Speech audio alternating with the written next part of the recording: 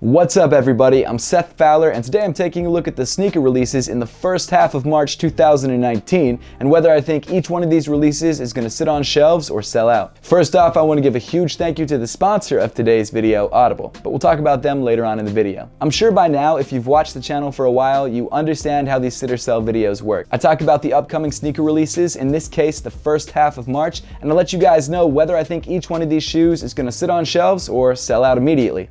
Of course, this sucks to say, but I have to say it. Only buy shoes because you like them and because you want them, and not because you feel like you're being pressured into buying them or because some random dude on the internet told you to. Sneaker collecting is supposed to be fun and not stressful. It's a hobby, so treat it like that. But with all of that out of the way, let's just jump right into the video. Starting off the month on March 1st, we've got a bunch of shoes from the Have a Nike Day collection. Some of the shoes dropping from this collection are the Air Max 1s in space purple, white, black, and washed coral, the Air Max 95s in the same colorway, the Air Max 97s in the same colorway, the Air Max 97s in blue, the Air Max 1s in blue, the Air Force 1 Mid in blue with a smiley face on the side, and then the Air More Moneys. All of these shoes are fine, but none of them really interest me that much, so I won't be picking any of these shoes up. Rather than go through each shoe individually and let you guys know whether I think each one is gonna sit or sell, I can pretty much say that I'm pretty sure that almost all of these shoes are gonna sit. The one exception that I could see to that is the Air Force 1 Mids because of that Have a Nike Day smiley face on the side. I think that's gonna be a big selling point for some people. So that one maybe will sell out, but overall I'm gonna give this whole collection a sit.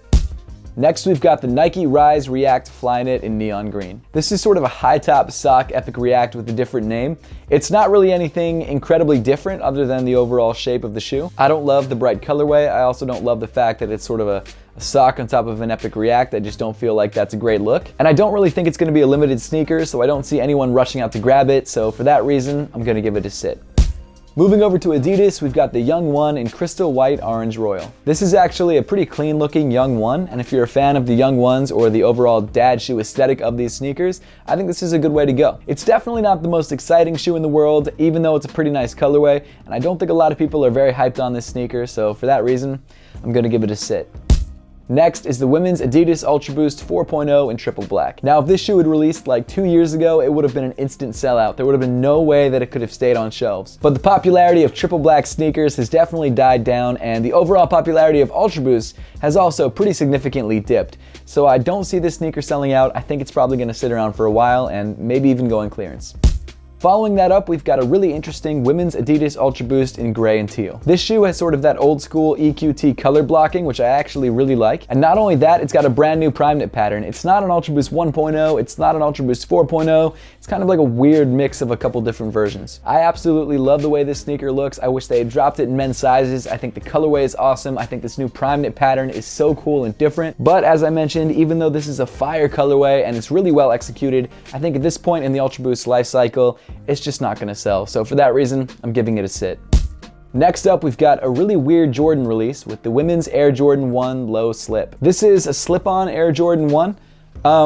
Not sure why you would make one of those. Also not sure why it's a low top and it looks the way it looks because it's not a great looking shoe. I just don't get it. I really don't. I don't understand why they're doing this to this silhouette and this colorway. I just feel like it's almost blasphemous. It doesn't make sense. That being said, it is a women's only release, so maybe there's a lot of women out there who love this idea and they'll go buy it, but I just don't think that's the case. So for that reason, I'm gonna give it a sit. Ben, are you just leaving? Is that it? Ben's just suffering from success. I don't know what else it could be. And then finally, rounding off March 1st, we've got 3 different colorways of a sneaker that I'm very excited for, the Jordan Proto React. This shoe is dropping in white and black, in all black and metallic silver. I'm personally most excited for the metallic silver shoe, and I think I'm gonna actually go for that pair. Hopefully a review will be coming soon because I just think it's a dope looking sneaker. The black colorway also isn't bad. I'm just not a huge fan of that white and black colorway. I feel like the color blocking is a little too bold on that one. The Jordan Proto React is part of the new Jordan Proto series. There's a Proto 720, which I actually got early from Jordan brand that still doesn't actually have a release date yet. And then there's the Jordan Apex, which is a Flyknit Jordan 1 inside sort of a plasticky mesh construction, which I actually kind of think looks really good. This shoe looks pretty similar to both of those other models, except it features React in the midsole, which honestly might make it the most comfortable out of the three. As for release details, I'm not totally sure where it's dropping. I saw that Ubik and Philly was dropping them, but I haven't seen anything on the sneakers app yet. Keep in mind I'm filming this before March 1st, so that could change. So based on where I see it dropping, I don't think it's a super GR release, but I don't think it's going to be super limited either. So for that reason, it's kind of tough to tell whether it's going to sell or sit, but I'm going to be optimistic and I'm going to give at least the silver and black colorways a sell. I guess I'll give the white and black colorway a sell too, just to make it even, but if one of those colorways didn't sell out, I think it'd be the white and black one. Moving on to March 2nd, we've got the Nike Air Flightposite in the blue Knicks away colorway. This shoe is a retro that, in my opinion, didn't really need to happen. I don't think a lot of people were too hyped on this shoe coming back. In fact, I didn't even know about this shoe retroing until like yesterday. I mean, the shoe is fine if you're a Flightposite fan or, just a general Nike Posit fan. Maybe this is a good way to go. But I just don't think there's anything too exciting about this shoe, and based on what we've been seeing with other Nike Foamposite retros, they really haven't been moving, so for that reason, I think this one's gonna sit. Next, we've got the Nike LeBron 16 Low Atmos Safari. This collaboration takes that famous Atmos Safari colorway and puts it on a LeBron 16 Low. It's a very orange and brown sneaker, and if you like Safari colorways of shoes, you're gonna love this collaboration. The LeBron 16 Low is a pretty interesting silhouette because I feel like the LeBron 16 is already almost a low, so it's not that much different than the standard shoe, but this is the only one that's getting the Safari collaboration, so this will be the one that everyone wants. Anytime Atmos collaborates with Nike on a sneaker, especially a more high-profile sneaker like the LeBron 16, people get excited. And I think it's going to be the same case for this collaboration, so for that reason, I think it's going to sell.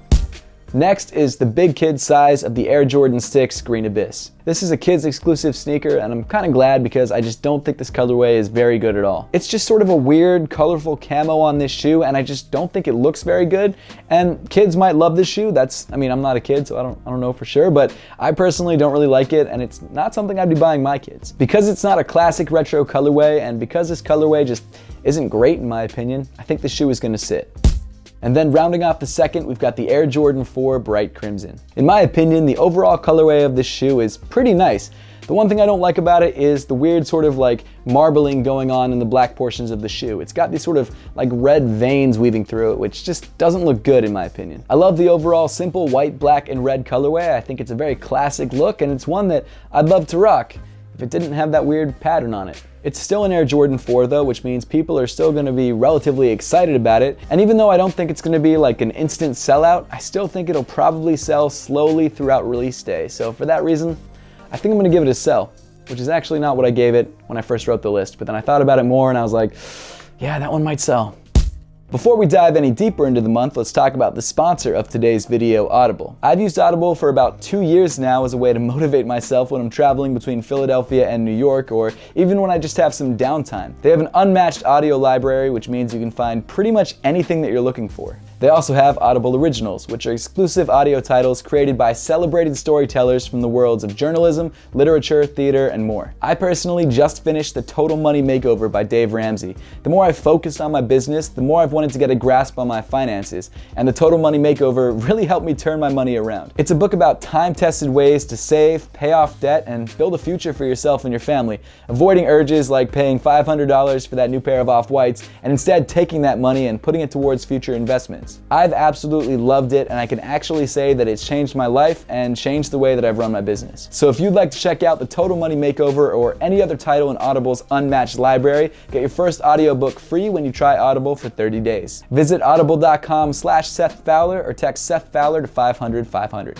Moving on to March 7th, we've got the Air Jordan 33 in Vast Gray Cone Sail White. In my opinion, I think this is a pretty good looking Air Jordan 33. I think the colorway is clean, and I think it also looks a lot like some of the original sneakers from the Off-White Nike, the 10 collection, and I think that's going to appeal to a lot of people. That said, the Air Jordan 33 is definitely not the most popular sneaker on the market at the moment. It's selling okay, but it's not flying off shelves. In fact, the only one that really sold out was the Travis Scott collaboration. Because of the fact that this shoe is just going to be more of a general release colorway and not really anyone's too excited about it, and it's also not a collaboration, I think this shoe is probably gonna sit. And then we've got 4 sneakers from the Sekai Nike collaboration. Is that how you pronounce it? Sekai? I don't know. This collaboration includes a Nike LDV waffle in green and orange, a Nike LDV waffle in red and blue, a Nike Blazer High in yellow, red, and blue, and a Nike Blazer High in white, black, and legend blue. These sneakers all have a really awesome look in my opinion. I think this aesthetic of just overlapping materials with different colors on top of each other and almost looking like sort of a controlled mess is a really nice look. Now, of course, these sneakers won't be for everyone, and not everyone's gonna love this sort of crazy and out there look, and in a lot of cases, I don't love crazy and out there looks, but when it's done like this and it's done well, I just think it's a great looking collaboration. The LDV waffles are not a kind of sneaker that I've ever owned before, so I'd be kind of interested to see those in store before I picked up a pair, but that doesn't mean I wouldn't grab a pair if I had the option. But for me, the sneakers that I'd really be trying to grab are the Blazers. I think they're so cool and I love the Blazer silhouette. I'm just really excited about this collaboration. I don't know much about Sekai, I don't really know anything about the artist or the company or whatever it may be behind this, but I think it's a cool look and it's one that I'd be happy to rock. That said, I think this collab is going to be pretty limited and I think a lot of people are hyped about it, so for that reason, I think all 4 of these sneakers are going to sell. Continuing on to March 9th, we've got the very fitting Air Jordan 9 Dream It, Do It. This is a weird sort of multicolor Air Jordan 9 that I originally thought was going to drop for All-Star Weekend, but then it didn't. I don't think it's a bad looking shoe, and based on some of the early videos that I've seen of this sneaker, the materials do look good. That said, I do think it's a pretty childish looking colorway. All the odd sort of pastel colors just look weird on this sneaker, and it's not something that I would really ever rock. I also don't think many people are too excited for this sneaker, and I don't think it's going to be very limited, so for that reason, I think it's going to sit. And then moving into Adidas, we've got a sneaker that I am very excited for, and that's the second colorway of the Adidas Futurecraft 4D ZX 4000. This time around, the shoe comes in primarily black, which is definitely a more quiet colorway than what we saw in the last release. I still personally prefer the last release because I think that white and pink and gray just looks awesome together, but this black colorway is also a pretty great looking shoe. If you haven't had a chance to try 4D and you still want to, this is a good shoe to go for. Of course, being a 4D sneaker, retail is going to be expensive, but I think even with that, because there's so much hype behind this shoe is probably going to sell out. And then rounding off the 9th, we've got the Adidas Yeezy Boost 700 in the Inertia colorway. This is just sort of a dark gray and orange colorway of the 700. It's actually kind of similar to the Salt colorway we just had, except a darker shade of gray. It's not that interesting, and it kind of sucks that Adidas is spamming us with these Yeezy colorways. It's getting old. If you're gonna spam us with colorways, give us stuff that's different. Not like 4 different colorways that look almost exactly the same. I don't know, I love the 700. I think it's a great looking shoe. It's incredibly comfortable, but this colorway and the last colorway just didn't do it for me. But it's still a Yeezy, and Yeezys always sell out. So this sneaker will be no different. It's gonna sell.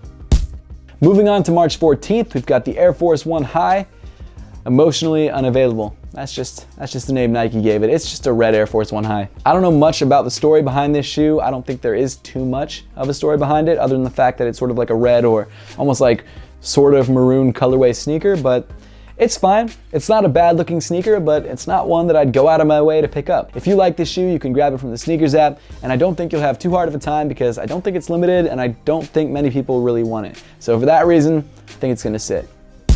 Then rounding off the 14th, we've got the Jordan Westbrook 0.2 Why Not OKC Home colorway. This is a primarily white and orange Why Not 0.2 colorway. It's not bad. If you're an OKC fan, maybe grab this one. If you've also missed out on some of the previous Why Not 0.2s and you just really want to grab one of these shoes, again, not a bad way to go. But we've already probably had enough of these colorways so that anyone who wants a Why Not 0.2 probably already has one, so for that reason, I think this colorway is going to sit.